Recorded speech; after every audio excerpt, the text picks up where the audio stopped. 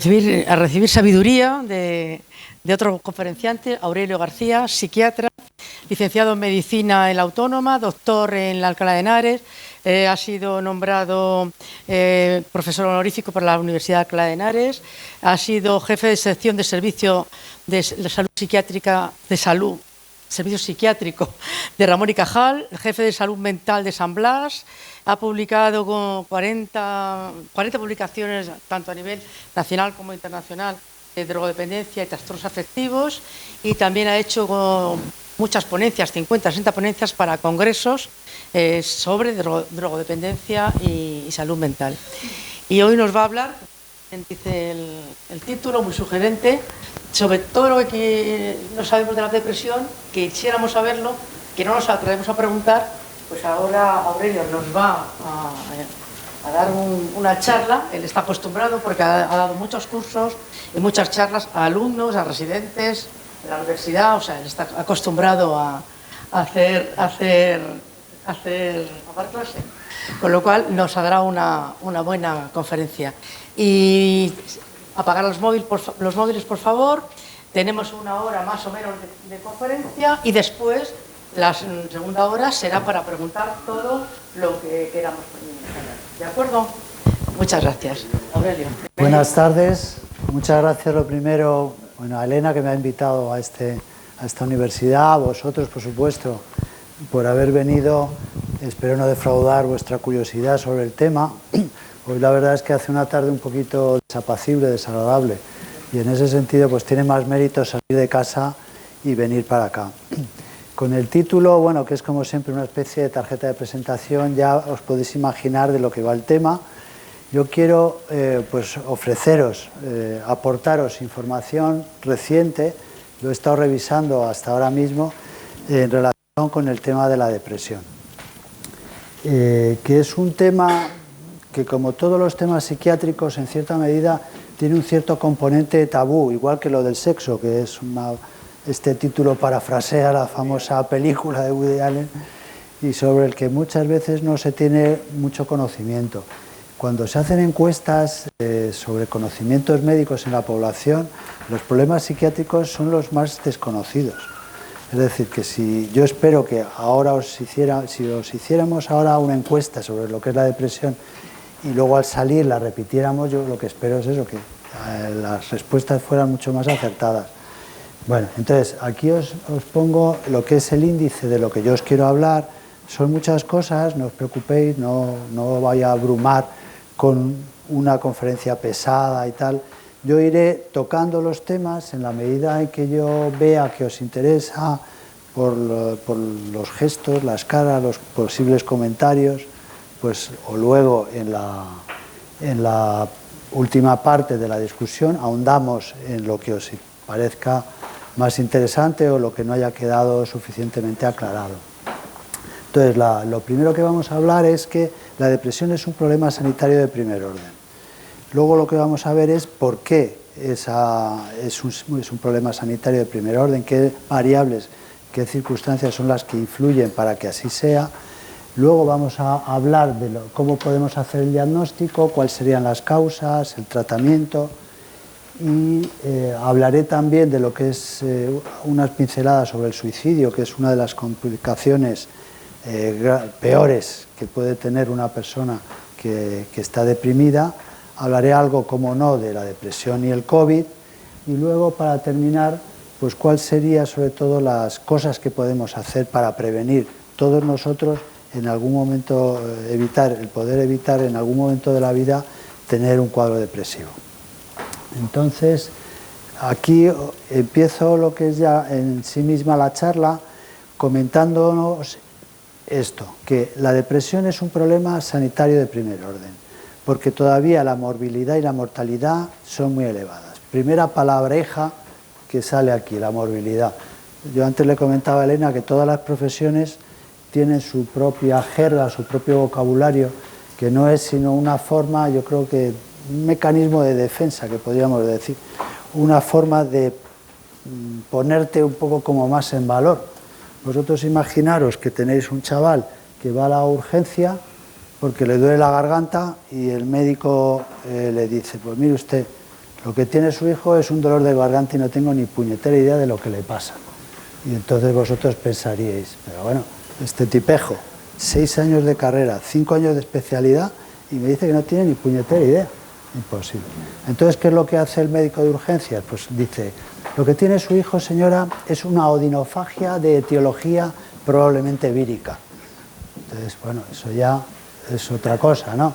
Es exactamente lo mismo, pero uno le pone, lo adorna, bueno, pues en psiquiatría, lo mismo que en el resto de medicina, lo mismo que los abogados o los informáticos o tal, tenemos nuestra jerga. Bueno, entonces la morbilidad no es otra cosa que el número de personas enfermas en un determinado lugar. Es decir, que la depresión sigue produciendo muchas personas o sigue afectando a muchas personas y incluso en algunos casos, los más graves, puede incluso acabar con su vida por el tema del por la complicación del suicidio. Y por otro lado, estamos ahora mismo en una situación económica complicada. También como sociedad tenemos que pensar y tenemos que tener en cuenta, además del sufrimiento de las personas que tienen una depresión, que es lógicamente lo más grave, también en el problema económico. Hay personas que se dedican, yo jamás haré eso, no, ni he hecho eso ni lo haría en mi vida, estudiar cuánto cuesta la depresión en España. Entonces, ¿sabéis lo que cuesta? Pues lo que dicen son 5.005 millones de euros.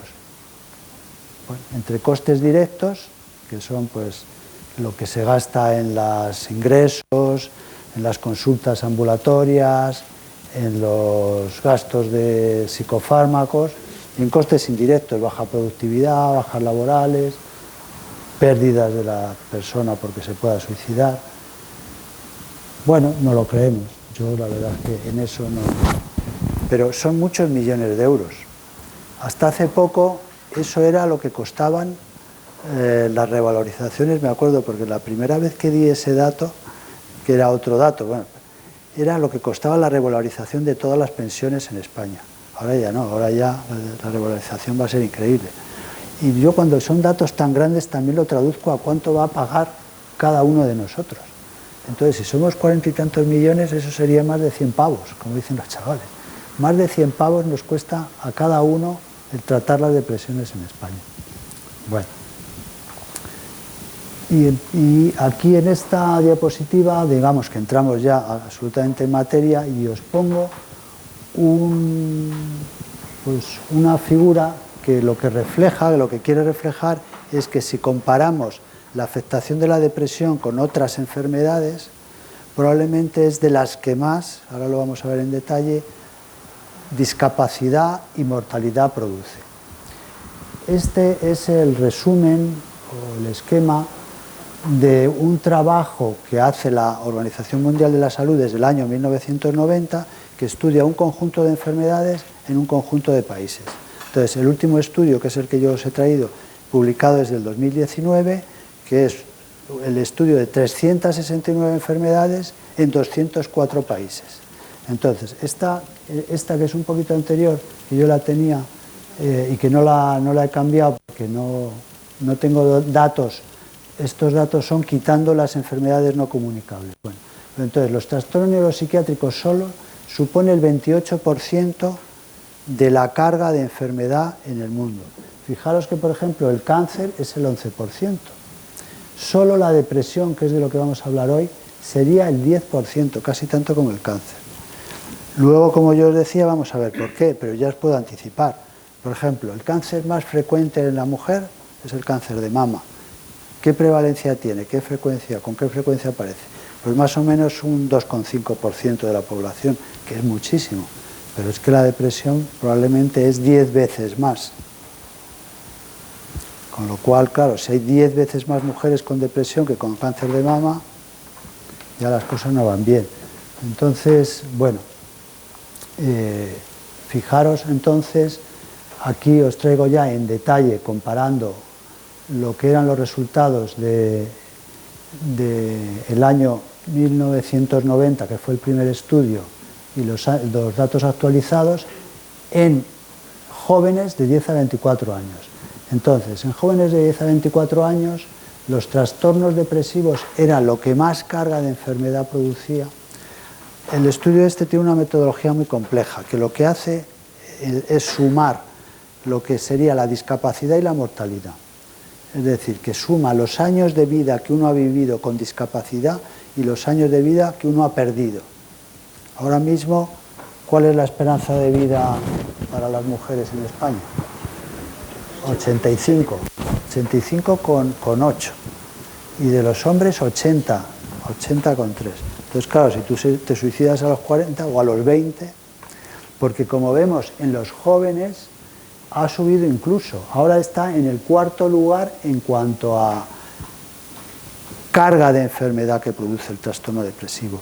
En primer lugar, si os fijáis, están los accidentes de tráfico, en segundo lugar los dolores de cabeza, en tercer lugar ya están las autolesiones en los jóvenes, en cuarto lugar los trastornos depresivos, en quinto lugar no lo veo. En sexto lugar, trastornos ansiosos, dolor de espalda, etc. Es decir, que en los más jóvenes estaría como el cuarto motivo de discapacidad grave de estas personas. En el adulto joven, entre 25 y 49 años, también ha pasado de estar en octavo lugar a estar en sexto, es decir, también ha aumentado con el paso de los años la afectación.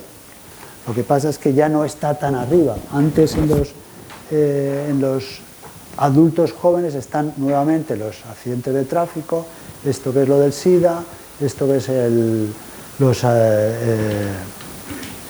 la isquemia cardíaca, es decir, los infartos de miocardio y las anginas cardíacas, el dolor de espalda, los dolores de cabeza y luego ya los trastornos depresivos.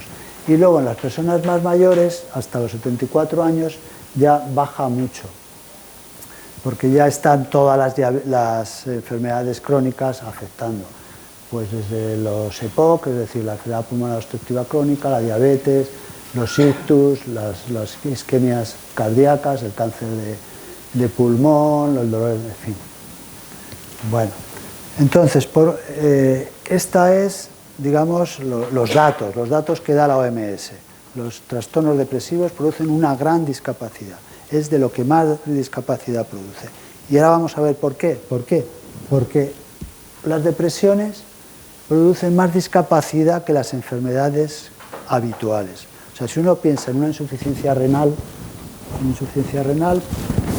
podéis tener cualquiera de vosotros, de los que tengáis aquí, ya habéis podido venir con una insuficiencia renal moderada, o una insuficiencia cardíaca, o una hipertensión. Ahora, con una depresión ya probablemente no habríais venido aquí. Porque una insuficiencia cardíaca, ¿qué problema tiene? Si es grave, pues que a lo mejor tiene que subir y bajar en el ascensor, pero venir viene. Y si tiene que trabajar, trabaja. Sube en el ascensor.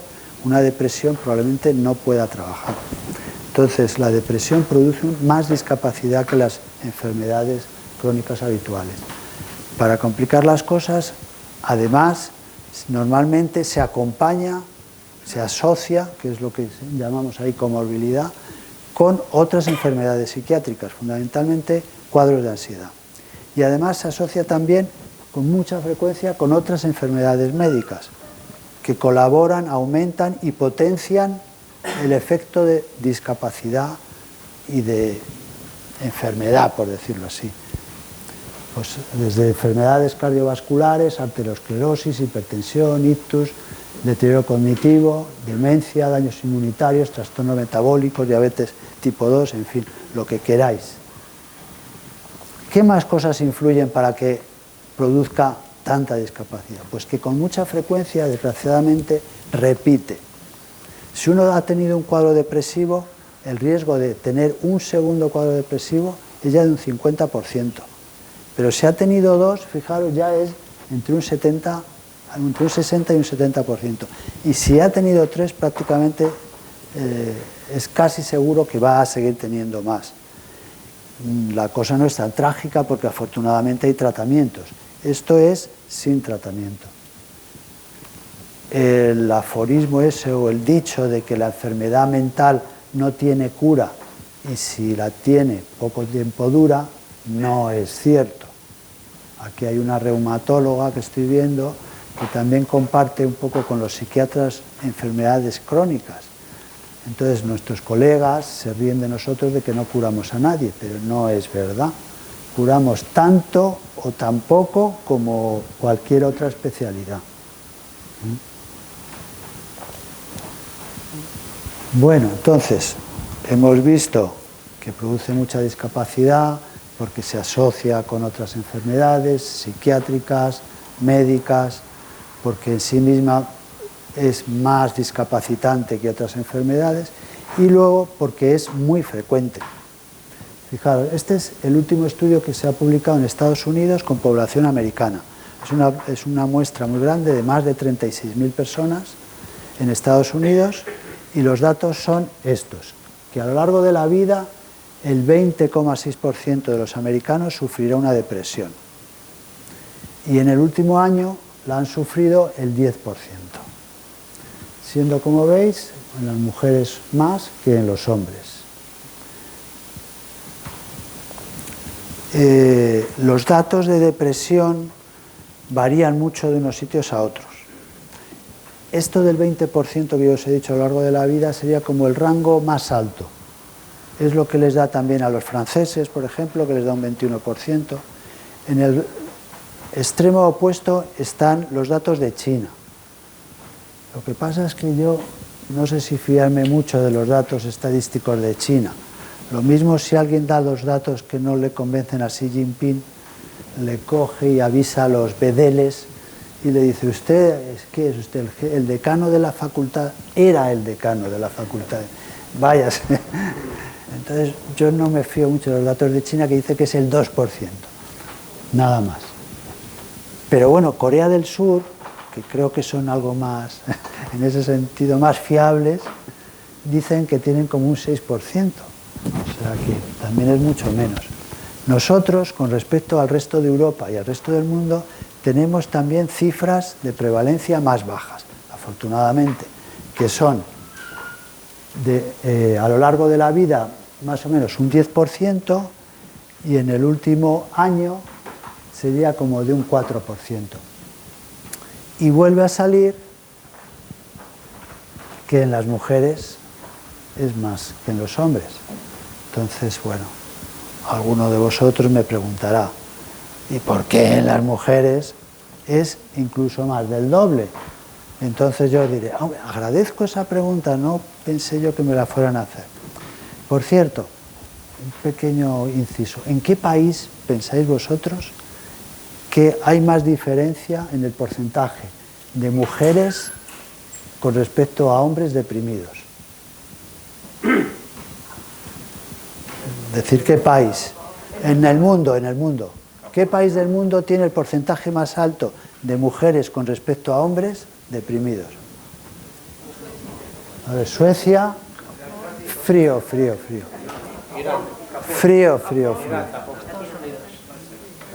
Me estáis decepcionando.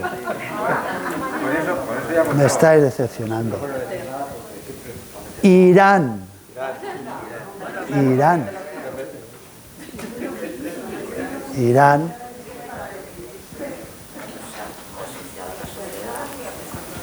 Y el que menos, ya he puesto ya el que menos, esa ya sí que es imposible de acertar. El que menos, Australia. Nosotros estamos en más del doble, que no está tampoco nada mal. Pero eso es porque no hay datos de Afganistán, ¿no? Hay muchos datos, hay muchos países efectivamente de los que no se tienen datos. Entonces, de Afganistán, por ejemplo, no se tienen datos. De todo lo que es África prácticamente no se tienen datos. ¿Y de Arabia Saudí? Yo creo que tampoco. De todas formas, estos son estudios que se hacen, claro, en distintos países y no son tan amplios como el primero que yo os he puesto, que entraban 209 países, si no recuerdo mal. Entonces, bueno, de los países que analizó ese estudio tan grande, desde luego el que más tenía era Irán. Entonces, si queréis, ¿por qué? Ya que me he metido en terreno resbaladizo, muy resbaladizo, agradezco esa pregunta que no me habéis hecho, de por qué en las mujeres. La respuesta es: realmente no se sabe. No se sabe por qué. Se piensa, y hay datos como este, de que si es más frecuente en Irán, es que tiene que haber, seguro que hay datos, que hay factores, variables, pues sociales, no culturales, eso es evidente.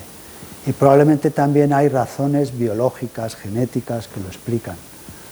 Entonces yo durante mucho tiempo pensaba y estaba convencido que las variables culturales serían las que más tendría que contar. Lo que pasa es que luego hay otra depresión, que no es de la que estamos hablando aquí, que es la depresión bipolar, en la que la frecuencia, la prevalencia, es la misma en hombres y en mujeres. Y eso ya rompe un poco el esquema. Y luego cuando hablemos del suicidio, lo que vamos a ver es que es mucho más frecuente en hombres que en mujeres. Entonces, la pregunta esa realmente no tiene respuesta. Yo pienso que es un conjunto de variables, ¿no? Un conjunto de circunstancias que hacen que la mujer sea más frecuente. Y yo pienso que probablemente lo que más peso tenga sean las circunstancias sociales, culturales, ¿no? En general, las mujeres se comunican más entre ellas, por ejemplo, eso es una válvula de escape para muchas. Sí, en general la mujer también demanda más atención psiquiátrica, le importa menos. El hombre no quiere parecer un hombre blandengue y entonces pues muchas veces tú ves que está deprimido esa persona y él lo intenta negar o lo intenta esconder, ¿no? Pero bueno, pues eso, el doble o incluso más del doble en la mujer que en el hombre. Este es otro estudio más reciente del año 2010 y los resultados pues son prácticamente lo mismo, un 10,6%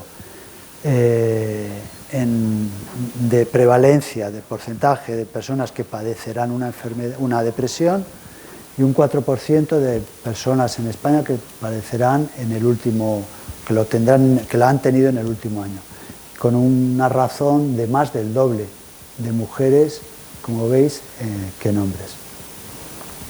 Bueno, entonces, ¿qué es esto de la depresión? ¿Cómo vamos a hacer el diagnóstico de la depresión? La depresión, yo diría que desgraciadamente, hasta ahora, no la podemos diagnosticar con pruebas objetivas. Es decir, si yo fuera neurólogo y sospechara que alguno de vosotros pues tiene Parkinson, porque le veo que hace así un poquito con la mano, pues yo diría, venga usted a consulta y le voy a pedir un data scan. Y con eso sabemos si usted tiene Parkinson o no tiene Parkinson.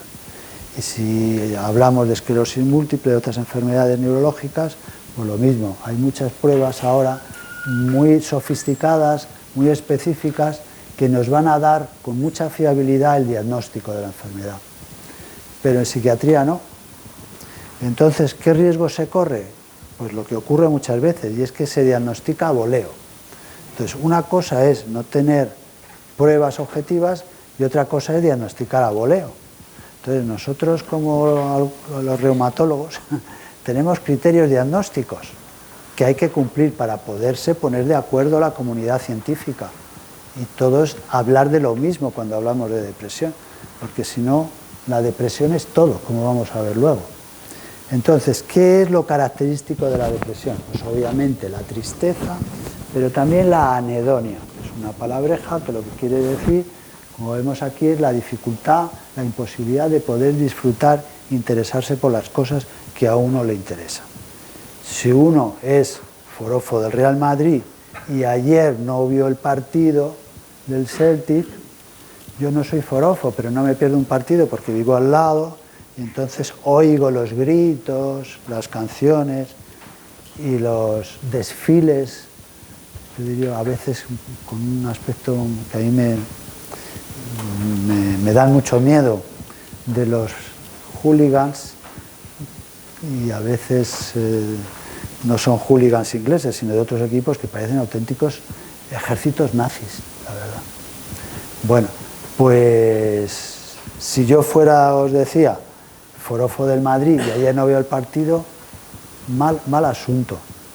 Si uno es un aficionado a la música clásica y ya no le apetece ir ni disfruta yendo al auditorio, mal asunto.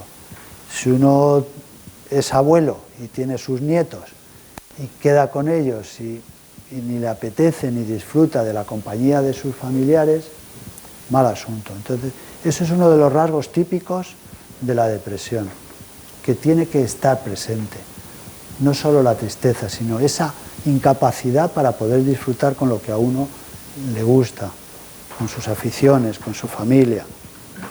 Y luego además, eso tiene que ser no un ratito, sino que tiene que ser durante, bueno, el consenso, como se dice ahora, es que tiene que durar 2 semanas todos los días, la mayor parte del día. Y además que eso suponga una afectación funcional. En psiquiatría la manera de medir la gravedad es la afectación funcional.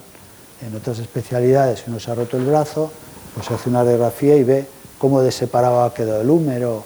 En psiquiatría la forma de valorar la gravedad es si uno ha dejado de trabajar, si uno ha dejado sus aficiones, si uno ha dejado de dormir, etcétera, etcétera. Bueno, y además de eso tiene que cumplir 5 de estos criterios, además de estar triste y sin ganas de hacer nada, que son pues astenia, astenia, es el cansancio, la fatigabilidad, la anorexia es la falta de apetito, el insomnio, la inhibición psicomotriz, que esos son, como veis, síntomas muy físicos. Muchas veces cuando la persona está deprimida y va al médico de cabecera, sobre todo si a lo mejor es un hombre, no le va a decir que está triste. Lo que le va a decir es que estoy extremadamente cansado, no puedo con mi alma, no me apetece nada, no puedo salir de casa, estaría todo el día tumbado en la cama, se me ha quitado el apetito, no he hecho régimen y he perdido 10 kilos en 2 meses. Entonces, el médico de cabecera normalmente le pide unos análisis, ve que no tiene anemia, etcétera, etcétera, y dice, pues esto va a ser una depresión. Son síntomas muy físicos, porque la depresión es al fin y al cabo la depresión es una enfermedad del cerebro y tiene también un correlato físico. Disminución de la libido. Si alguien dice líbido, será castigado duramente, porque el líbido es palidez, se escribe con V. Libido es el deseo sexual. Es que eso, los mismos psiquiatras dicen líbido, y no es líbido, es libido, con B de burro. Entonces, disminución de la libido. Esta es la prueba del algodón en el hombre. Yo a los residentes les daba, para la mujer y para el hombre, la prueba del algodón. Vosotros, yo creo que más o menos hay muchos de mi edad o parecida, ¿os acordáis del anuncio ese de la prueba del algodón, que no engaña? Bueno, pues la prueba del algodón en la depresión es, en el hombre, si sigue teniendo el mismo deseo sexual o no. Es decir, el hombre que te dice, no, yo no soy un hombre blandengue, yo todos los días con mi mujer por la noche, perfecto, felicidades, usted no está deprimido. En la mujer tiene que ver más el aspecto físico. Cuando te llega una mujer perfectamente arreglada, de peluquería, con sus uñas pintadas, con el ojo bien pintado y tal, va a ser complicado que de verdad esté deprimida. Porque si está deprimida no va a tener ni fuerzas, ni ganas, ni ilusión, ni interés por pintarse las uñas, ni ir a la peluquería, ni nada de eso. Bueno, baja autoestima, desesperanza, ideación de muerte, incluso ideación de suicidio, síntomas cognitivos, aislamiento social, no le apetece salir, no le apetece quedar con los amigos. Los síntomas cognitivos sobre todo son los que más limitan muchas veces el rendimiento laboral, pero incluso el rendimiento diario. Es decir, una mujer que sea abogado, que luego además es ama de casa, por eso luego a lo mejor se deprime, porque es abogado, ama de casa, es la que lleva las finanzas. Entonces, un tema absolutamente, digamos, nimio, sin importancia y sin dificultad, como pueda ser el menú semanal de la familia, no es capaz de hacerlo. Se agobia, se angustia. ¿Y qué os pongo mañana? Macarrones, acelgas.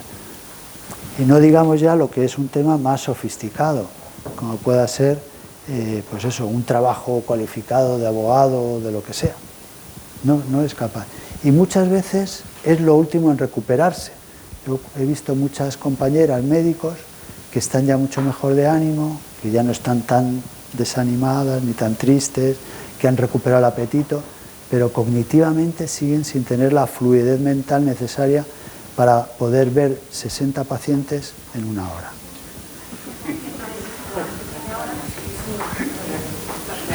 Claro.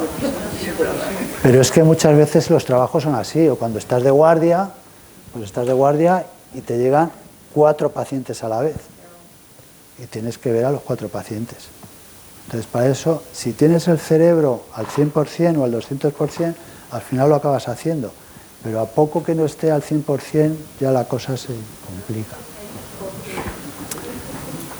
Tipos de depresión... ¿Perdón? Que se lo diga usted a Ayuso. Ah, Ayuso. Ayuso y al jefe de cada uno.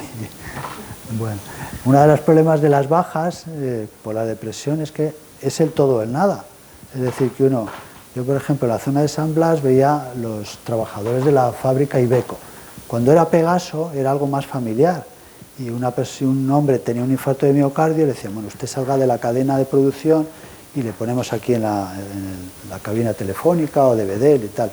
Ahora Iveco no tiene la más mínima consideración. Y entonces le dice, ¿usted está para trabajar, sí o no? Y entonces, sí, venga, no, tal. Entonces, claro, por eso digo, entonces entras en la cadena y tienes que estar al 100%, porque pasa, o sea, que Ayuso, y Iveco, y Arthur Andersen, y el McDonald's y lo que sea. Bueno, la clasificación que yo pongo aquí de la depresión es muy sencilla.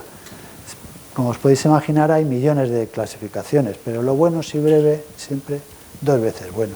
Entonces yo simplemente os digo que la depresión puede ser leve, moderada y grave, y ya está. Y luego la división importante es unipolar o bipolar. ¿Qué quiere decir esto unipolar? Que tiene un polo, bipolar que tiene 2 polos. El trastorno bipolar es la enfermedad que se caracteriza por pasar periodos, etapas de la vida sufriendo una grave depresión y otras etapas de la vida en la cual uno está eufórico, pletórico y, como se suele decir, maníaco. Y va alternando etapas. Etapa de euforia y a continuación etapa de depresión. El paciente, la persona hundido en la miseria. Se parecen bastante las 2 depresiones, pero no son exactamente iguales. Lo que yo os decía al principio, la depresión del trastorno bipolar es 1 a 1. Un paciente varón, un paciente mujer. Bueno, y aquí ya empezamos con lo que yo os decía, uno de mis caballos de batalla, y es, yo odio esos artículos que aparecen pues, en El País, en El Mundo, los comentarios que se hacen en la televisión, banalizando la depresión. Me llevan los demonios. Me viene ahora a la cabeza un paciente mío que había pasado una depresión muy grave, y a continuación le diagnosticaron un cáncer de colon. Y entonces, pues desgraciadamente el cáncer de colon supuso intervención quirúrgica, radioterapia y quimioterapia. Afortunadamente salió bien, parado, y cuando ya estaba bien de todo, de la depresión y del cáncer de colon, yo le pregunté, digo, bueno, ¿y usted, si tuviera que elegir, qué preferiría? Dice, yo sin duda, yo prefiero pasar otra vez el cáncer que pasar otra fase depresiva. Entonces, claro, dices, qué sufrimiento, qué sufrimiento. Y por eso cuando la gente habla de la depresión posvacacional, de la depresión de la tumbona, de la depresión del lunes por la mañana, pero tío, ¿tú de qué vas? ¿Verdad? O sea, el lunes por la mañana, fatal. Ahora, luego ya el lunes por la tarde, ya con los colegas, y no digamos el fin de semana.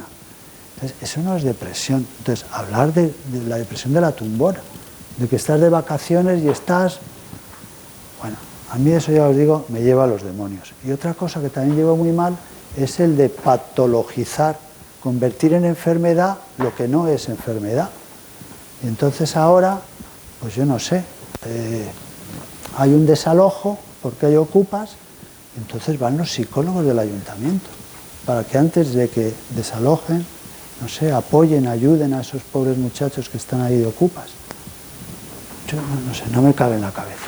Entonces, ahora, pues eso, a uno le despiden o le están haciendo mobbing o como se quiera llamar, le están haciendo la vida imposible en el trabajo Entonces eso ya se redefine como un problema psiquiátrico, porque no duerme. No. Entonces yo, muchos de mis pacientes que me llegaban con eso, yo les derivaba a los sindicatos, vaya usted a comisiones, vaya usted a UGT, contrate usted un buen abogado laboralista. Yo en esto no le puedo ayudar, porque es que ¿cuál es el peligro? O sea, si tú aceptas eso, tú aceptas que tú eres el que tienes que solucionar eso. Y como no es un problema psiquiátrico, tú no se lo vas a solucionar, aunque tome varias toneladas de medicamentos antidepresivos. Porque el problema no es que tenga una depresión. Con el tiempo, si le hacen la vida imposible y le machacan, puede que haga una depresión. Pero muchas veces cuando te llegan, pues sí, quizá con algo de ansiedad, no duermen, le están haciendo la vida imposible, pues eso, vaya usted a un sindicato, no me va a defender, yo qué sé, pues vaya un abogado laboralista, cambie de trabajo, yo qué quiere que le haga, no depende de mí. Ahora, me ha dejado mi novia, me ha dejado mi novio, pues toda la vida de Dios, pues tú lo comentas con los amigos, incluso a lo mejor con los padres si tienes algo de confianza. No, ahora al psicólogo al día siguiente. No sé. Yo creo que eso no es ni lógico ni... Entonces, nosotros también hemos estudiado, este es un poco el trabajo que publicamos, sobre los datos exagerados de la depresión. Diabéticos. Los diabéticos, el 50% se deprimen. Y, joder, pues lo que yo veo, pues yo no veo que la mitad estén deprimidos. El COVID, el 50% se deprime. Los funcionarios, el otro día leía que el 50% utilizan psicofármacos, más del 50%. No sé. Entonces, lo que nosotros estudiamos y comprobamos es que las tasas, la prevalencia de depresión era más alta cuanto peor era el trabajo. Es decir, había una relación directa entre la metodología y la calidad científica del trabajo y las cifras de prevalencia. Cuanto más cacoso era el trabajo, los porcentajes más altos. Cuanto mejor, más fiable y mejor hecho, mejor diseñado estaba el trabajo, cifras más bajas. Luego también hay un interés comercial. Entonces, a nadie se le escapa que los laboratorios lo que quieren es vender antidepresivos y ganar dinero vendiendo antidepresivos. Bueno, yo creo que es un interés legítimo comercial. Pero bueno, para eso tendremos que estar las personas que trabajamos en esto, para decir, esta persona lo que necesita, como yo os decía, es un buen abogado laboralista, o lo que necesita de verdad es un antidepresivo. Y luego están los intereses corporativistas, profesionales, de las personas que dicen, joder, pues si la depresión es el problema número uno, yo, que soy psiquiatra, voy a tener un reconocimiento y un prestigio. Y luego, a nivel, pues eso también del hospital, pues claro, si lo más importante cuando llega el COVID es la depresión, pues a mí me darán, antes que a nadie, más personal, más recursos. ¿Y eso es verdad? Pues sí. Pues desgraciadamente sí. Vamos a ver.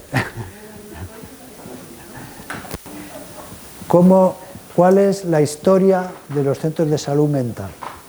Los centros de salud mental se formaron en los años 80, porque al principio lo que había eran neuropsiquiatras que veían 40, 50 pacientes que lo mismo tenían un dolor de cabeza que una epilepsia, que una depresión, que una esquizofrenia. Entonces se formaron con unas dotaciones de personal exiguas. Pues a lo mejor había 2 psiquiatras y un psicólogo. ¿Y qué fue lo que pasó? Pues que vino lo del síndrome del aceite de colza. Y entonces dijeron los psiquiatras, oiga, que con toda esta desgracia que ha pasado, la gente se va a deprimir, necesitamos psiquiatras. Primera contratación de psiquiatras y potenciación de los equipos de salud mental. Bien, lo conseguimos. Después de eso, ¿qué pasó? La epidemia de las drogas. Joder, con todos los drogadictos que hay, necesitamos más psiquiatras. Mandaron más psiquiatras a los centros de salud mental. Y después de eso, ¿qué vino? Una reclamación general en relación con la poca atención que se daba a los temas de alcohol, potenciación de los equipos de salud mental. Y a continuación vino una desgracia enorme con aquel accidente, con aquel atentado de Atocha, que hubo un montón de muertos, un montón de afectados. Esto va a producir, a nivel de todos los que iban en el tren, nuestro distrito que estaba muy cerca, como Vallecas, se va a ver muy afectado, potenciación de los equipos de salud mental. Y así, bueno, esto es un clásico, un clásico. Última historia, el COVID. ¿Qué ha pasado con el COVID? Se ha contratado gente, y se han contratado psicólogos y psiquiatras, y ahora la lucha es que no nos los quite Ayuso. Pero se vuelve a repetir la misma historia. Nosotros, cuando yo llegué al centro de salud mental, había 2 psiquiatras, un psicólogo y una trabajadora social. Y cuando yo me he ido, que me he jubilado hace muy poquito, hace nada, éramos ya 28 personas. Y la mayoría de las veces ha sido pues en empujoncitos de estos, que si el COVID, que si el síndrome del aceite tóxico, o sea que, bueno. ¿El qué? El bullying en los niños, que eso se estaba hablando de 60. Bueno, se ha potenciado también los equipos de infantil. Entonces, una persona que tenga un problema psiquiátrico y que pida una cita con un psiquiatra, ¿la tiene rápidamente? Terminamos primero la ponencia, por favor, y luego hacemos las preguntas. Bueno, vale. Etiología, que eso quiere decir causas. ¿Cómo vamos? Vamos mal. Entonces, en las causas, la depresión al final es una suma de factores, en los cuales hay factores genéticos que son muy importantes, factores de personalidad y factores ambientales. Y a su vez los factores ambientales, que eso está súper demostrado, actúan directamente sobre los genéticos. Los genes al final se expresan o no se expresan dependiendo del ambiente en el que uno viva. Entonces, uno lo que hereda normalmente es la vulnerabilidad a una enfermedad. Y dependiendo de las circunstancias que uno tenga en su vida, desarrolla o no desarrolla una enfermedad. Por ejemplo, la diabetes tipo 2. Si uno nace con esa vulnerabilidad y luego no se cuida y engorda y no hace nada de ejercicio y hace una dieta mala, pues hará una diabetes. Si hubiera hecho mucho ejercicio, comiera bien y no hubiera engordado, no habría hecho una diabetes. Bueno, entonces, los temas genéticos, biológicos, lo que se piensa con respecto a la depresión es que es una herencia compleja. Hay enfermedades que es de un solo gen, por ejemplo, la fenilcetonuria, que es lo que se le hace a los niños recién nacidos, la enfermedad de Wilson, la enfermedad de la FORA, del hospital que está aquí cerca, o sea, del médico que describió la enfermedad. Pero en el caso de la depresión, lo que se piensa es que son muchos genes con un efecto menor, con lo cual es más complicado abordar ese tema. Luego, si queréis, hablamos más de eso. Pero lo que está claro es que sí que hay un componente genético. Hay familias en las cuales con mucha más frecuencia aparecen cuadros depresivos. Se piensa que la probabilidad es 3 veces mayor entre los familiares si ha habido antecedentes de cuadros depresivos. Y eso también se ha demostrado, por ejemplo, en estudios de gemelos, los gemelos monocigóticos, los gemelos que son iguales, los que son gemelos, no son mellizos, pues tienen una concordancia, si uno tiene una depresión, de más de un 60%, que eso no ocurre en los dicigóticos. Y luego también en estudios de adopción, es decir, niños adoptados se supone en un medio que no es disfuncional, si tienen antecedentes familiares, pues sí tienen más riesgo. Luego, en lo que tiene que ver con las causas de la depresión, pues, ¿cómo resumirlo? A finales de los años 50 fue cuando se descubrieron, se sintetizaron los primeros antidepresivos. Hasta los años 60 realmente no había tratamiento para las enfermedades psiquiátricas. A lo largo de los años 50 se descubrieron, se sintetizaron los antipsicóticos, los estabilizadores, los ansiolíticos, los antidepresivos. Y entonces en los años 60 se empezaron a utilizar. Y entonces se estudió su mecanismo de acción. Y lo que se vio es que los antidepresivos mejoraban, facilitaban la transmisión de los neurotransmisores que se llaman las aminas, la serotonina, os sonará, la adrenalina, la dopamina.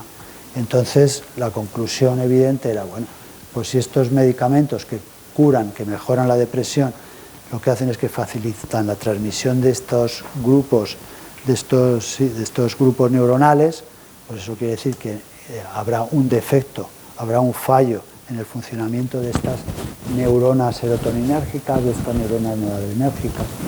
Y esa ha sido la hipótesis que se ha mantenido, que se mantiene, digamos, con muchas variaciones. ¿Por qué? Porque, por un lado, los antidepresivos no mejoran todas las depresiones. Mejoran, en el mejor de los casos, 2/3. Siempre hay como 1/3 que no mejora. Eso quiere decir que probablemente esa afectación no es de ese grupo de neuronas. Probablemente hay afectación de otros neurotransmisores, ¿no? Y luego también lo que se sabe es que no solamente se afecta, digamos, lo que es la síntesis, la fabricación de neurotransmisores, sino que también están alterados los receptores de las siguientes neuronas. Y al final lo que se piensa es que eso lo que transduce es alguna alteración en el entorno de la neurona que hace que esa neurona se estropee, deje de funcionar correctamente. ¿Y qué es la hipótesis que se tiene actualmente? Pues que probablemente hay procesos inflamatorios que condicionan ese daño de las neuronas. ¿Y qué es lo que produciría ese cuadro inflamatorio? Pues se ha estudiado y se ve que las situaciones de estrés mantenido producen inflamación en el cuerpo. Y las situaciones de gran estrés y gran trauma infantil condicionan en esa persona que en el futuro reaccione inflamándose más rápidamente y más que una persona que no ha sufrido esos traumas infantiles. Que es un poco complementar las teorías psicológicas del trauma infantil, ¿no? Entonces ahora lo traducimos en que eso inflama el cuerpo en general. Cualquier situación de alarma hace que el cuerpo reaccione inflamándose. Lo mismo una infección vírica, el COVID, que un susto, que miedo. Y eso durante un periodo de tiempo, eso lo explica muy bien esta doctora en su libro, durante un tiempo no está mal, pero si esa reacción inflamatoria se mantiene en el tiempo, daña, y daña también al cerebro. Bueno, luego que me enrollo, como dicen, como las persianas. Entonces, esto es gráficamente lo que yo os decía en el sano. Este sería la parte final de la neurona, que es el axón. Estos serían las dendritas de la siguiente neurona. La transmisión se produce aquí en la hendidura sináptica, la sinapsis. Entonces, en el sano, pues la serotonina, que es esto que pone aquí, 5-hidroxitriptamina, o la noradrenalina, la emite, sale y actúa sobre la siguiente neurona y se produce la transmisión nerviosa normal. En el paciente deprimido no habría neurotransmisor suficiente, entonces se produciría la depresión. Ya os digo que eso es más complejo. ¿Por qué? Porque, por ejemplo, el último antidepresivo que se ha comercializado, que es la esketamina, va por la vía del neurotransmisor del glutamato. Hay también otro antidepresivo que actúa sobre la melatonina. Es decir, que seguro que hay otros neurotransmisores también implicados. Pero ¿cuál es el problema? Que los laboratorios cogen un carril y no se salen de ese carril, porque es mucho más arriesgado. O sea, por ese carril se sabe que funciona. Pero claro, hemos tocado techo. O sea, mejorando la transmisión serotoninérgica, noradrenérgica, mejoramos hasta el 60%. Pero el resto tenemos que explorar otras vías, ¿no? Y en eso también se está ahora mismo. Bueno, Si yo os preguntara cuáles son los factores ambientales y los factores de riesgo para sufrir una depresión, ya me tendríais que contar algunos, porque ya he ido dando pistas a lo largo de la charla. Os he dicho, en primer lugar, los traumas infantiles. Está súper demostrado que los niños que han sufrido pues, abusos sexuales, abusos físicos, maltrato, carencias afectivas, tienen muchísimo más riesgo cuando sean mayores de sufrir una depresión. Eso lo han explicado muy bien los psicólogos, pues desde Freud a todas las teorías psicoanalíticas, pero luego las posteriores, y ahora empezamos a poder explicarlo también desde un punto de vista, digamos, biológico, más químico. Pero eso está clarísimo. Entonces, si una persona hereda una vulnerabilidad y luego tiene una infancia trágica, mal lo va a tener de cara a sufrir depresiones. Y luego, ¿qué más cosas? Ser mujer. Ser mujer es un factor de riesgo. Tiene el doble de posibilidades de tener una depresión que si es hombre. Y eso es así. Sean factores culturales, sean lo que sea, la mujer vive más años y ha habido muchas mejoras en cuanto a igualdad y en cuanto a posibilidades, pero no sé, yo cuando hablamos de esto de igualdad siempre pienso lo mismo. La mujer probablemente a nivel profesional ahora, yo que sé, por ejemplo, entre los médicos la mayoría son mujeres. Mi hijo que estudió medicina, yo le decía, joder, qué potra tienes. Digo, es que puedes elegir, es que todas son chicas en tu clase. En mi clase, que yo terminé en la 80, estábamos al 50% ya, ¿eh? Pero es que ahora la inmensa mayoría son mujeres, ¿no? Entonces, es lo que dice la de Más Madrid, soy, como decía, médico y madre. Entonces, las mujeres ahora son profesionales, madres, se ocupan de la... Entonces, sigue siendo una sobrecarga grande, ¿no? Entonces, ser mujer, factor de riesgo. La edad, a medida que uno es más mayor, tiene más riesgo de tener una depresión grave. Y luego todas las circunstancias que uno le compliquen la vida. Si uno está en paro, pues tiene más riesgo. Estar separado, estar viudo, estar divorciado, esto también está muy estudiado. Y luego yo lo que espero que os sorprenda un poco, porque hasta aquí, digamos, todo más o menos controlado. Pero ¿y esto qué os parece? El sedentarismo, la obesidad y el sufrir enfermedades físicas crónicas. ¿Os esperabais que el sedentarismo o la obesidad fuera un factor de riesgo, no para el infarto, que eso ya lo sabemos, o para el ictus, sino para la depresión? ¿Sí os lo esperabais? Es que se les salir a dar 8 kilómetros diarios, eso es sanísimo. Sí, sí. Bueno, yo pensé que no lo ibais a esperar. Y yo lo que resumo al final es que, igual que para evitar un infarto, igual que para evitar un ictus, igual que para evitar una diabetes, una hipertensión, para prevenir una depresión, tenemos que tener un estilo de vida saludable, en lo psicológico y en lo físico. En lo psicológico, ¿qué personalidad? ¿Hay una personalidad que es característica de las personas que se deprimen? La respuesta es sí. Hubo un alemán, un tal Tellenbach, que es lo que yo os pongo aquí, que en el año 60 definió las características de las personas que se deprimen. Eso nosotros, bueno, no lo habíamos creído, pero nosotros también hicimos un trabajillo, mi mujer y yo, fue uno de los primeros que hicimos juntos, en el año 87, se lo digo aquí porque aquí está mi hija, para que lo sepa, y cogimos 100 pacientes deprimidos, realmente deprimidos, y les pasamos una serie de test de personalidad para ver si nuestros pacientes, en el año 87, se parecían nuestros 100 pacientes a los 119 que escogió Tellenbach en Alemania. Y sí, nos daban más o menos los mismos resultados. Abajo os pongo, fijaros que serían trabajadores infatigables, muy apreciados por sus jefes, generosos, extremadamente generosos, muy ordenados, muy cumplidores, no llegan tarde nunca a las consultas. No sé, si son 3 hermanos, es el hermano que está cuidando a la madre demenciada. Y es que esa mujer, que es la que está cuidando a su madre, es la que está currando como una salvaje por la mañana en el buffet o en el hospital, como enfermera o como auxiliar o como médico, y luego cuida a su madre, y luego se ocupa de sus hijos, y luego se ocupa de la casa. Vamos, unos auténticos pringaos. Entonces, yo muchas veces en la consulta, se lo digo a los pacientes, me gustaría disponer de un tipo de pastillas que de momento no está comercializada, que son las pastillas del pasotismo.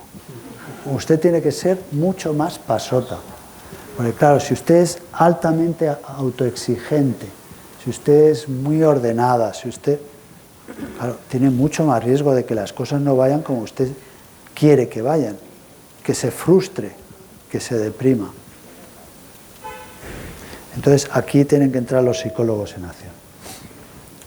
Bueno, porque en cuanto al tratamiento, claro, la parte más biológica, más genética, la tenemos que atacar con fármacos. La parte más de personalidad, como yo os decía, la tenemos que atacar con psicoterapia. Y la parte de los factores ambientales con psicoeducación, que es una palabra muy bonita, que lo que quiere decir es que la persona tiene que entender lo que le pasa, tiene que conocer su enfermedad, tenemos que ofrecerle herramientas para que pueda afrontar esa enfermedad. Técnicas de afrontamiento, de coaching, como se llama, de coaching.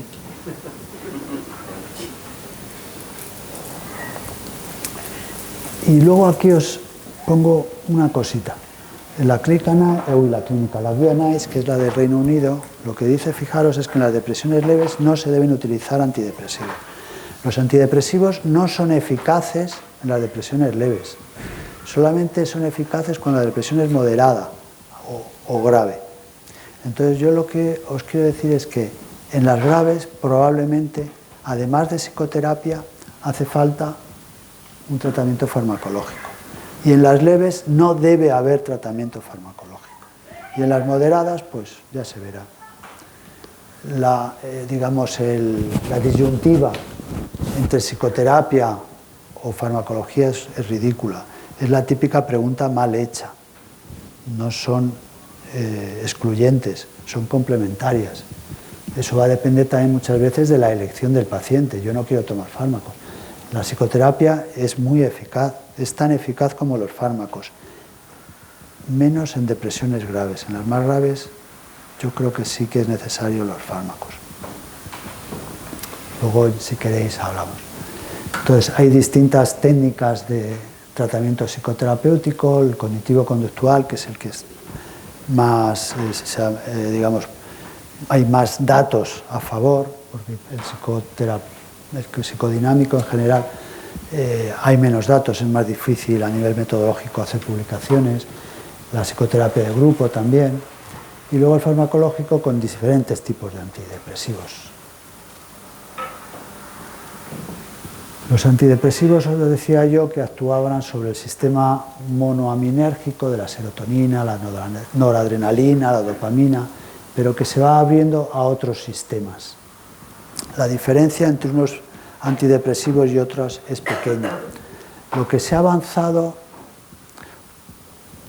a fuerza de ser sinceros, la diferencia entre los años 60 y ahora, 60 años más tarde, es que tenemos muchos más antidepresivos y en ese sentido podemos ajustar más el tratamiento a cada paciente en concreto. ¿Qué quiero decir con eso? Si una persona tiene sobrepeso, podemos darle un fármaco que no le engorde, un antidepresivo que no le engorde. O si una persona tiene una cardiopatía, padece del corazón, podemos buscar un antidepresivo que no le dañe el corazón. Y si una persona no duerme, podemos darle un antidepresivo que le ayude a dormir. Y así sucesivamente.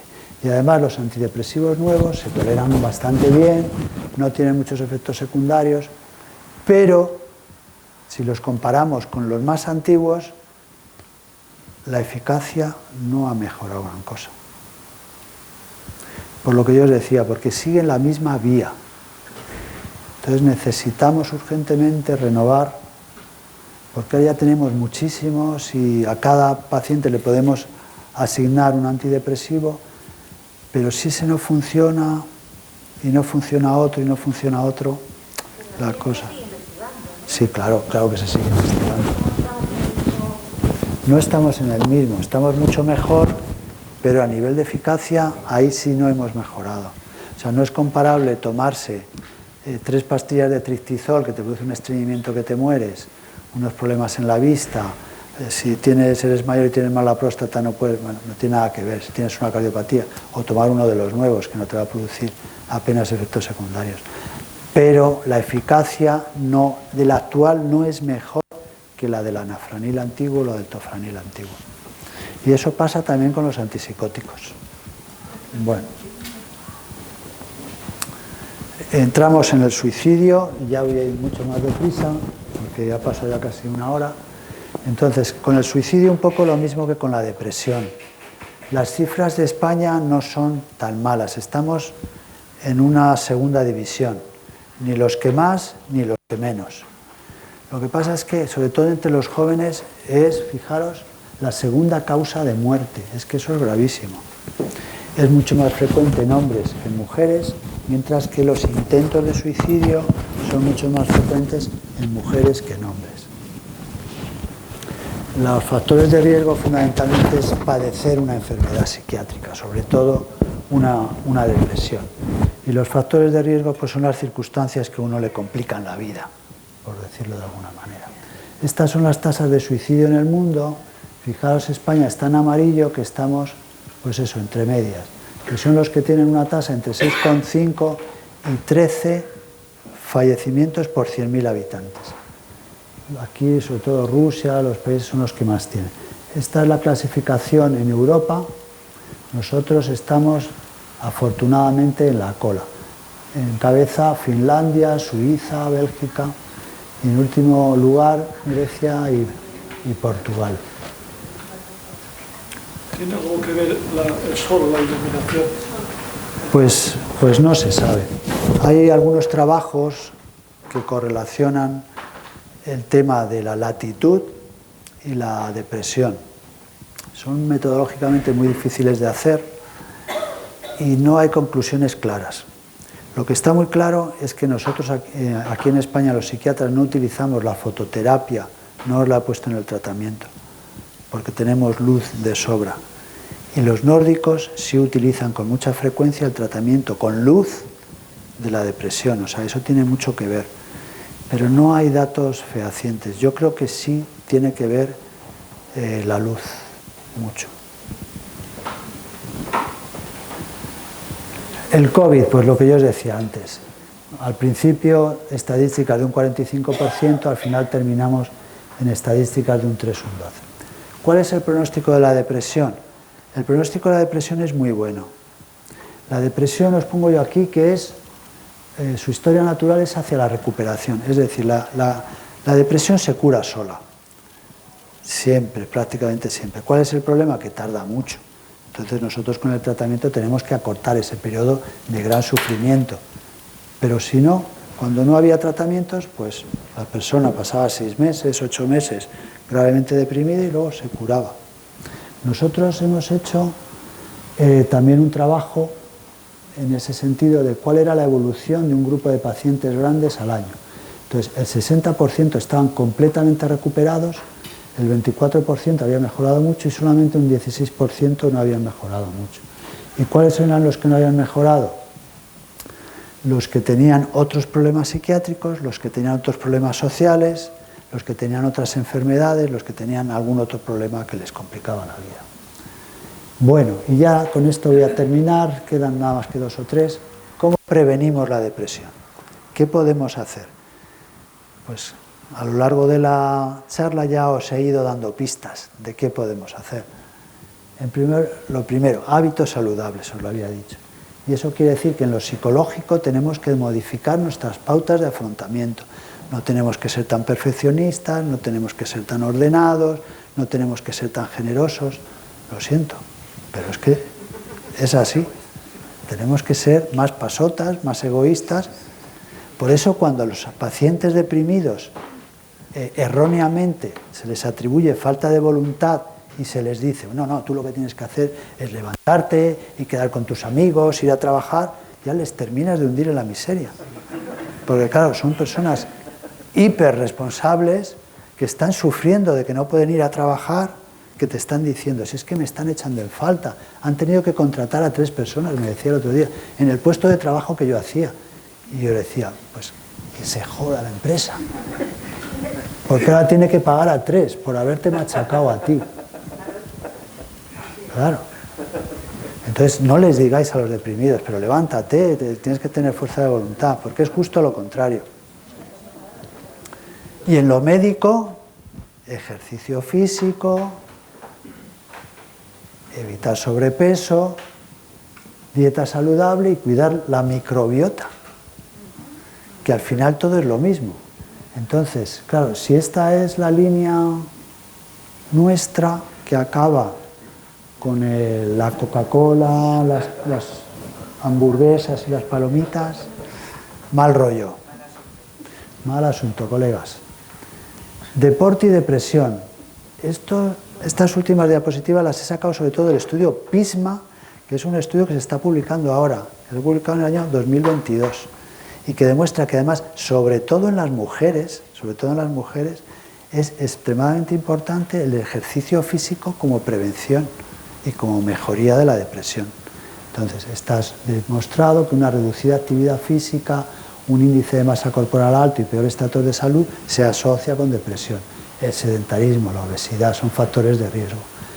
Y ya a nivel de epidemiológico, a nivel de población general, tendríamos que pensar en aconsejar Había una famosa frase que decía más Platón y menos Prozac. Yo diría más zapatilla, más ejercicio físico y menos antidepresivos, ¿no? O sea, si hubiera más ejercicio físico y hubiera una dieta más saludable, harían falta menos antidepresivos, porque se ha visto que en los países donde se consumen más omega 3, que son los que tienen los pescados azules, la mayoría de las semillas, las nueces, las semillas de chía, pues hay menos trastornos bipolares y menos trastornos depresivos. En la comida occidental, que tiene mucho de comida basura, se ha alterado por completo la relación que tiene que haber entre ácidos omega 6 y omega 3, que son ácidos esenciales que son necesarios, o sea, los tiene que coger de fuera del organismo, no los puede sintetizar el hígado.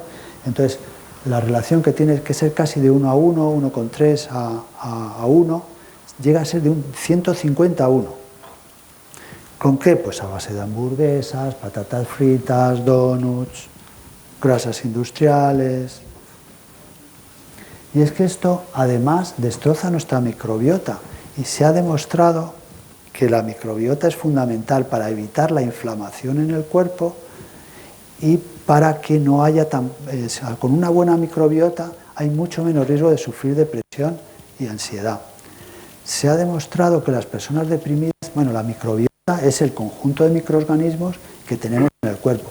Nos referimos sobre todo a la microbiota intestinal.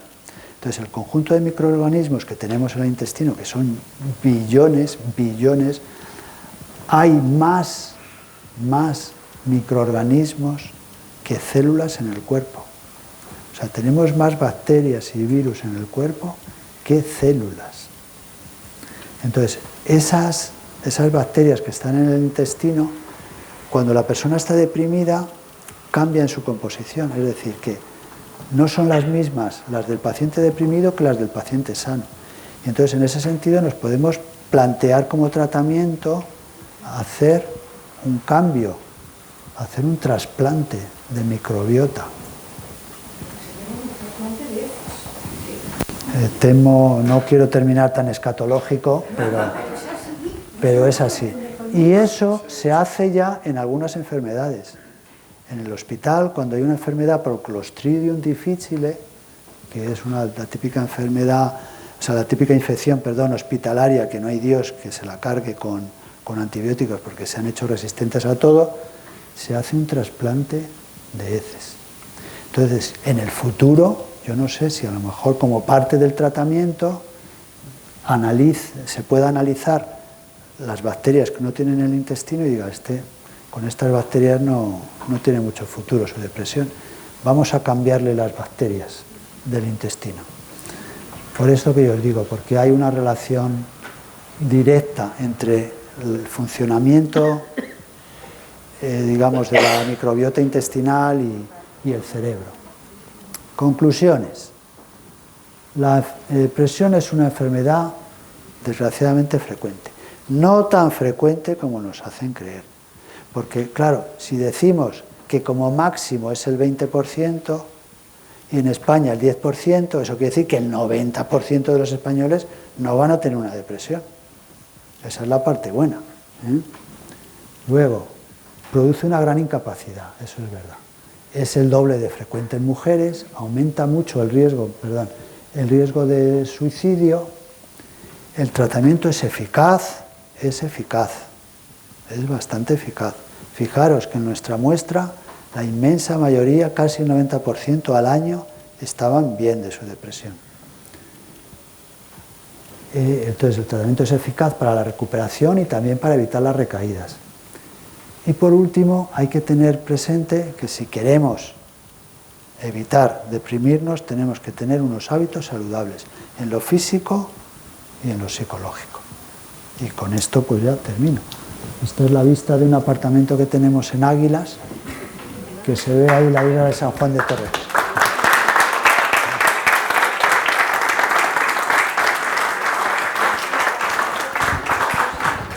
Bueno, y ahora soy todo vuestro. Ya. Muchas gracias, Aurelio. Y ahora todo el que quiera preguntar, pues...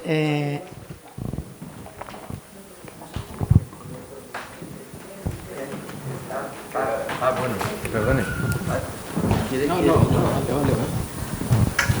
Hola, bueno, muchísimas gracias por la charla. Me ha parecido una charla fantástica y simpática. Yo he echado en falta una cosa, que probablemente yo esté en un error, pero me contaba un amigo que sobre todo en los pueblos de la España que se está vaciando, cuando se cerraba el último bar, aumentaban las depresiones. ¿Ese dato es cierto? Bueno, si solo una cosa... Es que no he visto nada... No, porque otra pregunta que le iba a hacer ya me la he aclarado. En cuanto a las muertes, en cuanto a los suicidios, el porcentaje de personas depresivas que se suicidan, y ya lo ha puesto ahí. Sí, el 15% en teoría de las personas gravemente deprimidas. Sí. Pues agradezco que me hagas esa pregunta. Bueno, lo que agradezco es que solamente sea una cosa la que me haya dejado. Porque... Bueno, hay una relación complicada y conflictiva de lo que es el consumo de alcohol y la depresión. Lo que se piensa, y en líneas generales, la idea que hay en psiquiatría, es que un consumo, vamos a decir, perjudicial, un consumo severo de alcohol, se asocia con más riesgo de depresión. Hay una relación biunívoca entre depresión y alcohol. Los pacientes alcohólicos se deprimen más, los pacientes depresivos beben más. Pero lo que yo he encontrado en la última revisión de lo que publica el Instituto Nacional de Estadística sobre el consumo de alcohol en la población española es que las personas que beben de forma moderada, leve, tienen menos riesgo de padecer depresión. Si me permite, no lo decía solamente por el consumo de alcohol, lo decía porque cuando se cierra el último bar en un pueblo donde quedan 200 habitantes o 100 o en fin, tal, se pierde el sitio donde la gente va a socializar, donde va a relacionarse. A eso me refería. Sí. Porque darle a la botella le puede dar uno en casa, ¿no? Pero es más aburrido, pero no es lo mismo. No es lo mismo. Claro, no. Efectivamente, eso es una causa. Yo decía que todo lo que pueda ser negativo para la vida de la persona es un factor de riesgo. Y yo creo que eso es algo extremadamente negativo. Extremadamente negativo. Hay estudios en relación con la longevidad en el ser humano. Entonces, en todas las poblaciones que tienen personas extremadamente longevas, de más de 100 años, de más de 105 años, una de las características que comparten todas esas poblaciones es que tienen una vida social muy rica durante toda su vida. Es decir, que cuando son mayores mantienen las amistades y mantienen las relaciones sociales. A mí me parece realmente horroroso, patético, esas imágenes de las residencias de mayores con las personas sentadas ahí como muebles, sin hacer nada. Entonces, eso es algo espantoso, horroroso. O sea, lo mejor psicológicamente para evitar una depresión, para evitar también los problemas físicos, es seguir activo.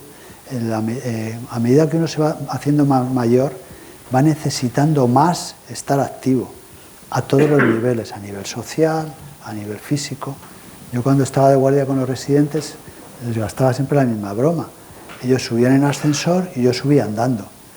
Y yo les decía, yo a mi elevada edad, a mi provecta edad, no me puedo permitir el lujo de subir en ascensor. Tengo que subir andando.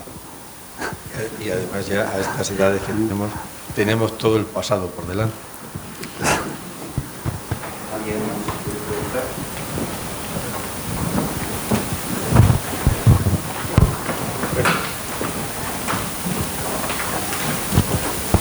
Hola, buenas noches. Buenas noches. Quería preguntarle por una técnica que parece que está de moda ahora, o que es de las últimas, que se llama la estimulación magnética transcraneal.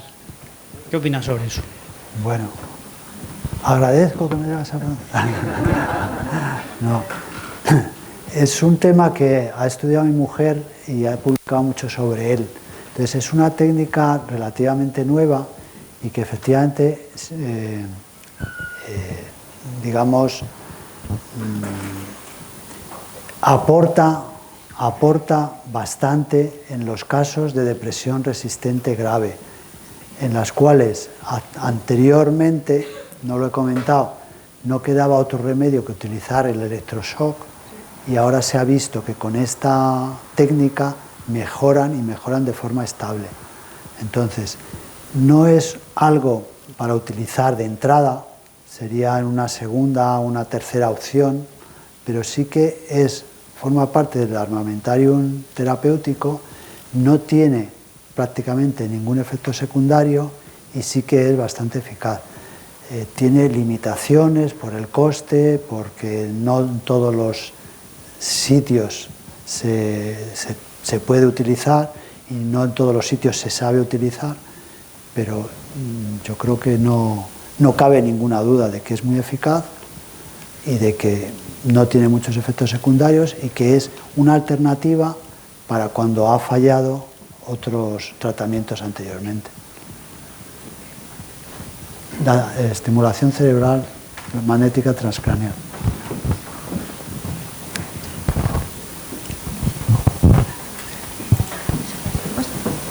Hola, buenas tardes.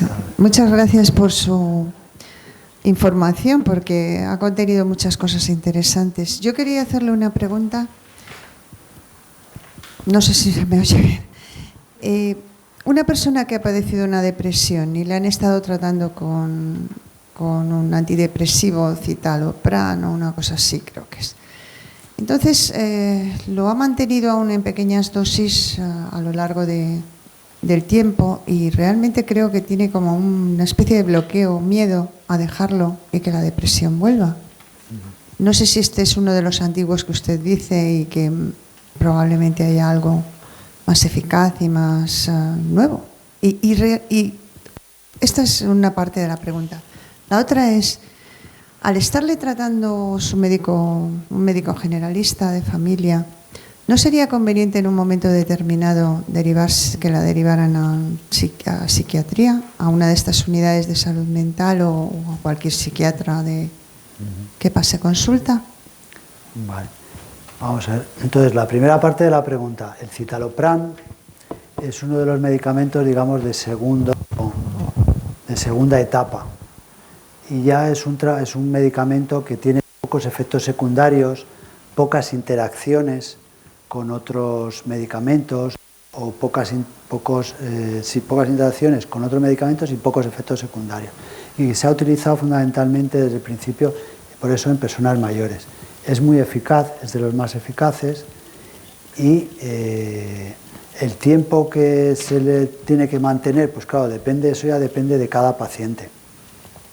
Entonces yo, la idea que hago siempre, o el plan terapéutico que establezco, es el tratamiento siempre es a medio o largo plazo, porque desgraciadamente la mayoría de los tratamientos tardan un tiempo en empezar a hacer efecto y su efecto no es máximo hasta que no han pasado unas semanas. Entonces, claro, no tiene sentido poner un tratamiento para un mes si empieza a hacer realmente efecto a las 2 o las 3 semanas.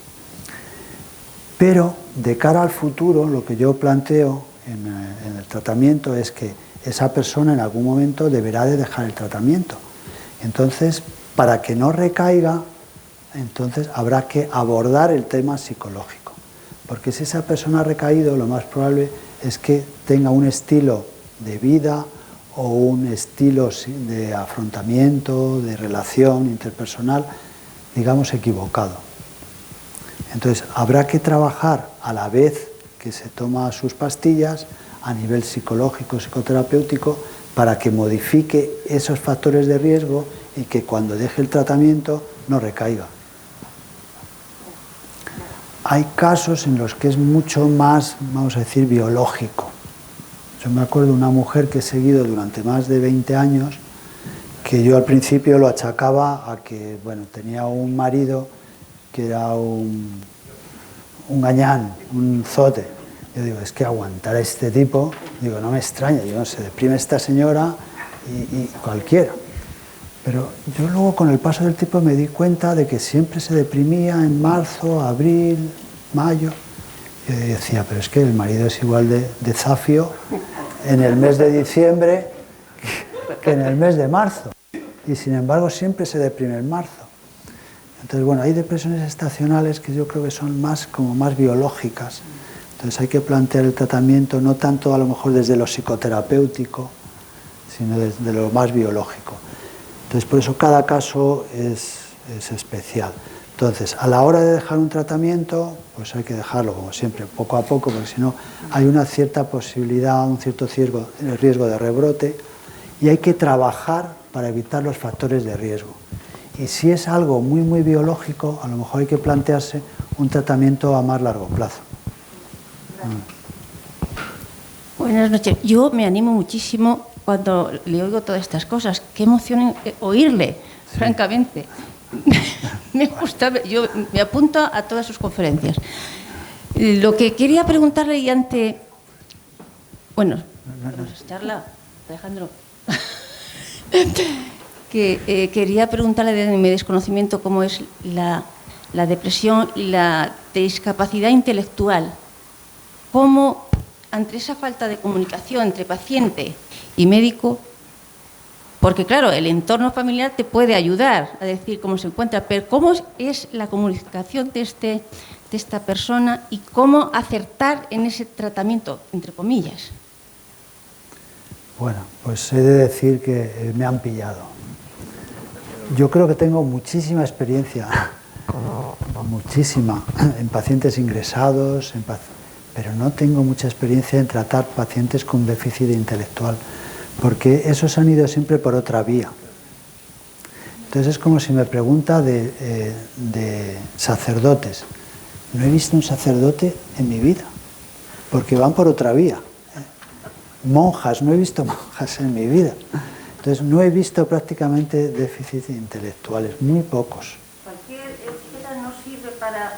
Sí, pero que van por otra vía. Entonces no tengo mucha experiencia, entonces no le puedo decir. Yo los que he visto son pacientes límite. Pacientes límite que, digamos, tienen más dificultad para afrontar pues tanto los estudios, la escolaridad, como un trabajo, ¿no? Y en esos, pues, es lo que yo he dicho antes, es una dificultad añadida. Entonces, claro, tienen más riesgo, porque les cuesta más. Entonces son más vulnerables. En el colegio pues son el objeto muchas veces de las mofas, de las burlas. En el trabajo pues más o menos lo mismo. Se les va, digamos, a explotar con más facilidad. Entonces, en ese sentido, todo lo que sea ponerle a una persona las cosas más difíciles aumenta el riesgo de depresión. En lo que es ya el tratamiento, el abordaje, pues ya le digo, hay que adaptarse. Los que yo veía, claro, no son retrasos mentales, lo que se considera realmente un retraso mental. Un retraso mental, si no recuerdo mal, es tener un cociente de por debajo de 70, que es que eso, como diría José Mota, es muy tonto. Es un déficit muy grande para ya considerarlo un retraso mental. Entonces, con ese tipo de personas yo no he tenido experiencia, no tengo experiencia. Sí, quería hacerle una pregunta. Sí, he mencionado antes que los traumas infantiles hacen que la persona luego sea propensa durante toda su vida a tener trastornos psiquiátricos. Y precisamente esta semana leí algo de eso en la revista de Investigación y Ciencia, ¿no? Y que parece que lo que han visto es que por epigenética se modifica la transcripción de los genes, ¿no? Entonces, eso hace que luego ya ante las situaciones de estrés el comportamiento sea completamente anómalo y exige un tratamiento a base de tratamiento del ADN, ¿no? Y ese enfoque de ir a buscar esa raíz del problema en el propio genoma que no se transcribe bien, ¿se está contemplando o está todavía muy en fase de experimentación? Bueno, efectivamente lo que explica la causa de la depresión, como yo decía, era un conjunto de variables, y la epigenética, que es la que estudia, la ciencia que estudia los mecanismos por los cuales se altera la expresión de los genes por el medio ambiente, es una situación clave. Pero el problema que tenemos en la depresión, como yo comentaba, es que no es como la enfermedad, la fenilcetonuria, decía yo, la enfermedad de Wilson, o la enfermedad de... ay, se me ha ido, la de... el psiquiátrico, bueno, luego me sale. De la fora, eso es. Es que son muchos genes. Entonces, lo que está consiguiendo, que eso ya lo está haciendo la ciencia, es que hay una técnica que se llama de CRISP. Entonces, esa técnica lo que hace es que corta y pega. Los genes al final son una sucesión de nucleótidos que están dentro de los cromosomas, en cada gen situado en un sitio concreto que se llama locus. Entonces, hay genes que están alterados y que se pueden expresar o no expresar en función de las circunstancias ambientales. Entonces, si hay un gen alterado, por ejemplo, en la enfermedad de la fora es el EPM, pues tú coges tu técnica esa de CRISP, lo cortas y dices, aquí sobra guanina, falta tal. Lo haces y lo consigues. Y yo creo que eso es algo que se va a conseguir, se está consiguiendo ya. Pero eso es cuando tienes un gen, o a lo mejor dos. Pero si son muchos, y además probablemente no son los mismos en todas las personas, y además tú puedes actuar sobre uno, y si tiene un efecto pequeño y son 20, o sea, en la depresión el abordaje por ese lado, de momento, es absolutamente ciencia ficción. En la enfermedad de Wilson, en la fenilcetonuria, eso sí que es algo en muchas enfermedades neuropediátricas, que son enfermedades raras, con afectaciones o de un gen o de pocos genes, que se sabe ya cuáles son. Sí podemos entrar con el corte y pega y arreglarlo.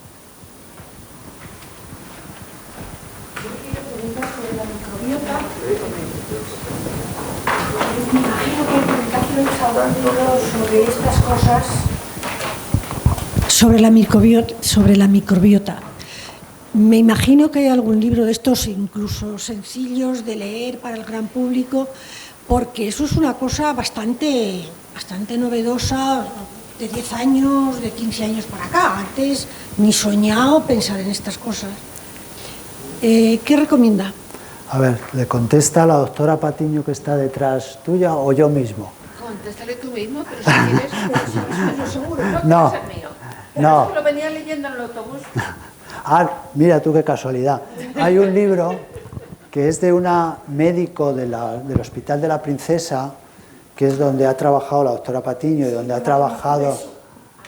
Sí, yo también he trabajado. Y donde ha trabajado mi mujer, que es finlandesa, pero que habla español con más gracia que cualquiera de nosotros, la coleguita. Entonces se llama Sari Arponen y es una mujer que se ha subespecializado en el tema de la microbiota. Entonces este libro es encantador de leer, entonces se puede leer a muchos niveles, se puede leer intentando incluso aprenderte las cosas o simplemente para conseguir información. Como cultura general. Entonces se llama ¿Es la microbiota idiota? Esto también es una tarjeta de presentación de lo que es el libro. Yo no sé cómo, siendo finlandesa, porque mirar la foto, es una finlandesa auténtica, puede manejar el castellano con tanto desparpajo y también utilizar las palabras. O sea, está muy bien escrito, es muy entretenido, muy divertido y da toda la información actualizada y con referencias científicas, es decir, que no es palabrería, no es palabrería. Entonces, ¿es la microbiota idiota? Sí. Luego le pediré yo una... Gracias. Muchas gracias por todo lo que nos has contado esta noche. Pero yo tengo una duda. Has hablado que cuando un niño o una niña ha tenido algún tipo de problema grave, y cuando decimos grave, violencia de cualquier tipo, es muy fácil que cuando sea más mayor tenga una depresión. ¿Hay alguna forma de ayudarle con la vida saludable, con todo lo que has dicho? Todos lo queremos hacer, pero ¿hay alguna forma más de tenerle un poco cuidado para que no le suceda? Bueno, yo lo primero que te contestaría es que no es algo determinante. Es decir, que una persona, un niño, una niña haya sufrido abusos sexuales no condiciona al 100% que luego vaya a tener una depresión, pero sí que le pone en una situación de alto riesgo. Entonces, ¿qué es lo que tenemos que hacer? Pues lo que sabemos que puede prevenir la depresión, es decir, que en esta persona estará especialmente indicado el que haga una vida saludable.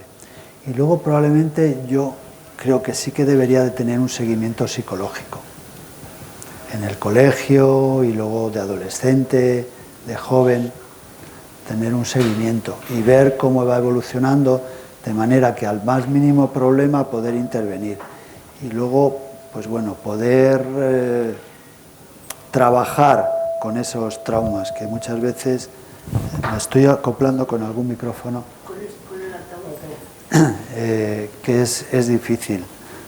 Yo, por ejemplo, en las personas que sin haber sufrido ya grandes traumas, es decir, no han sufrido abusos sexuales, ni violaciones, ni nada, pero sí que sus padres, digamos, pues no se han ocupado mucho de ellos. Yo lo comparo con una vivencia mía. Yo soy un corredor de fondo, entonces hay veces que después de haber estado corriendo 1 hora o 2 horas, llego deshidratado a casa. Y entonces, cuando llego deshidratado, empiezo a beber y no se me quita la sed. Entonces me bebo un vaso, y me bebo 2 vasos, y me bebo 1 litro, y sigo con la misma sed. Es decir, he sufrido, digamos, una deshidratación tan grave o tan leve, que aunque yo ahora beba mucho agua, no se me quita la sensación de sed. Entonces yo eso lo comparo en el sentido de que las personas que en los momentos críticos de su desarrollo, que son los primeros años de vida, no han tenido ese afecto, ese apego que necesitan por parte de los padres, luego se quedan con una necesidad tan grande de ese afecto que ya nada les vale. Y entonces yo luego de mayores les veo que ya tienen un trabajo, que tienen una pareja que sí que les quiere, pero ya nada les vale. Necesitan más y ponen a prueba a los padres, a las parejas. Entonces establecen una relación, una dinámica en las relaciones interpersonales como de pues eso, de poner a prueba, no me sale la palabra, como de retar, a ver si a pesar de esto me sigue queriendo. Y claro, eso para el entorno es muy costoso también afectivamente. Entonces son personas, ya te digo, que muchas veces es que no se sacian, no les vale nada ya. Lo han pasado tan mal que ya nada les vale. Y es difícil a nivel psicológico, psicoterapéutico, luego trabajar con ellos. Pero claro, luego en este tipo de personas, pues el tratamiento farmacológico pues ayuda, pero no resuelve el problema. Muchas gracias. ¿Hay alguna otra pregunta? Hola, quería la relación en el último libro de Rosa Montero que habla de los artistas, pintores, etcétera, bueno, y los escritores, el fondo un poco depresivo de muchos de ellos, ¿no? Yo qué sé, el existencialismo, te pones a leer cosas de estas y en el fondo ahí hay un matiz que podía ser depresivo. Sí, pues no sé qué decirte. Lo que sí que está más o menos demostrado es que entre estas personas que son muy creativas sí que hay una prevalencia mayor de trastorno bipolar entre artistas de cine, quiero decir, actores, directores de cine, escritores, porque los trastornos bipolares son personas, como te digo, muy creativas, que tienen un nivel de funcionamiento muy alto y que en los periodos en los que están animados, no ya excesivamente animados, sin pasarse de vueltas, son extremadamente lúcidos y creativos. No sé qué más decirte. Por ejemplo, Rosa Montero, que yo sepa, perdió a su marido joven y yo creo que eso también es un factor, como yo decía antes, de riesgo. El haber perdido a tu pareja es muy, muy malo, ¿eh? Entonces, no sé, sí que entre este colectivo el consumo de drogas es, yo que he visto muchos drogadictos, pues entre lo que eran los que participaron y fueron los líderes de la movida madrileña, pues es que la mitad se han quedado por el camino. Porque es que casi todos consumían de todo. Entonces, ¿por qué? Y mucho. Entonces, no sé. Al final, pues eso, han ido cayendo uno tras otro. ¿Por qué? Pues la verdad es que no te sé decir tampoco. Es más frecuente en este tipo de personas, sí. Y luego pues se someten a un estrés. Porque claro, cuando uno se pone aquí delante de un público, quieras que no, es una situación de estrés. Entonces yo ahora me ha venido a la cabeza, por ejemplo, Sabina, que la ha reconocido consumo, ¿no? Entonces él lo que dijo es que claro, cuando se vio en un auditorio de no sé cuántas miles de personas sin la cocaína que él se metía siempre, no fue capaz. Y las drogas pueden conducir también a psicosis tóxicas en la gente que pueda tener una predisposición. Las drogas tenemos que concretar. En general, vamos, sí, la cocaína, por ejemplo. Entonces, si ponemos en un orden de, digamos, de gravedad, LSD, etcétera, sí. La peor droga con diferencia sería la cocaína. La cocaína, en un consumo mantenido y regular, acaba siempre en un cuadro psicótico. Y me viene a la cabeza otro cantante que no voy a decir, pero que bueno, se ve que se le ha ido la olla bastante. Entonces, el consumo de cocaína mantenido no solamente te deteriora enormemente a nivel físico, con riesgos de accidentes vasculares, de ictus, Sabina, él lo ha reconocido, y luego a nivel psiquiátrico, cuadros psicóticos y depresivos. El alcohol, que el alcohol hay que considerarlo una drogadura, pues un poco lo mismo, en cantidades de hábito de consumo alto, produce también cuadros paranoides, celotípicos, De las graves agresiones que sufren las mujeres, eso nunca se dice. Pero habitualmente lo que media esa agresión grave es un consumo de alcohol. En un tipo que es un maltratador, o sea, no le vamos a disculpar, pero al final lo que hace que acabe agrediendo a su mujer es haber bebido, porque le produce una gran agresividad, le desinhibe y además le pone más celoso y desconfiado. Entonces, los cuadros celotípicos típicos, valga la redundancia, de los alcohólicos, pues son debidos al consumo de alcohol, que les hace más desconfiados, más agresivos, les desinhibe, y luego además, como se la deja un poquito o bastante machacada, pues claro, se ponen paranoides y dicen, si yo no puedo, pues seguro que mi mujer lo estará haciendo con otro. Seguimos bajando los opiáceos. Los opiáceos, sin embargo, si no tienen corte, la verdad es que no tienen tanto daño. De hecho, los drogadictos, los heroinómanos, los yonkis de los años 80 y 90, si tú los pasabas a un tratamiento de mantenimiento con metadona, hacían su vida bastante bien adaptada. Los primeros consumidores de opiáceos en España, que fueron los farmacéuticos y los médicos, eran profesionales bien adaptados, completamente enganchados a la morfina, pero llevaban su vida respetable. O sea, los opiáceos, si uno consume el opiáceo puro, no tiene tantos problemas psiquiátricos, por no decir ninguno. El cannabis, pues otra vez volvemos a lo mismo, sí que facilita mucho el cuadro, la aparición de cuadros psicóticos, de ansiedad, etc. No con tanta frecuencia y gravedad como la cocaína, pero y en personas muy jóvenes también produce un daño neuronal demostrado. Las personas mayores con el cerebro bien formado ya parece que no, pero en los jóvenes sí. Los alucinógenos, bueno, pues eso, producen cuadros psicóticos por definición, prácticamente. El éxtasis, lo mismo. No sé, y luego hay miles de drogas de síntesis que salen, aparecen, desaparecen. No sé, el tabaco. El tabaco en principio no tiene tampoco afectación psiquiátrica o psicológica. Entonces produce un daño vascular, un daño en los pulmones, etc. Pero a nivel psiquiátrico y psicológico no produce daño. ¿Y el café? ¿Y el té? Aquí la doctora dice que son buenísimos, pero ¿cómo se atreve?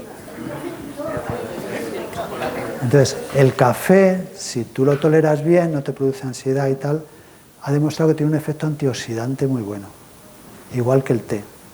Entonces, eso en las culturas que lo han utilizado, yo creo que tiene un efecto muy positivo. Siempre y cuando no se tome muy caliente, porque si toma muy caliente corres el riesgo al final de hacer un cáncer de esófago, porque inflamas la mucosa del esófago y tal.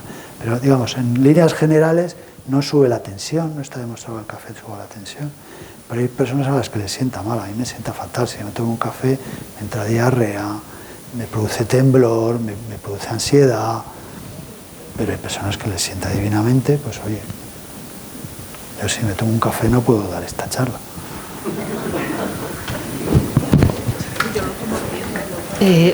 Bueno, me parece que tenemos que cortar. Sí, pero es que ya es...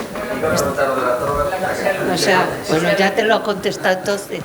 Y yo quería que esperarais un poco hasta que le entregara el diploma, por darle las gracias de la Universidad Popular Carmen de Michelena. Muchas gracias, muchísimas gracias.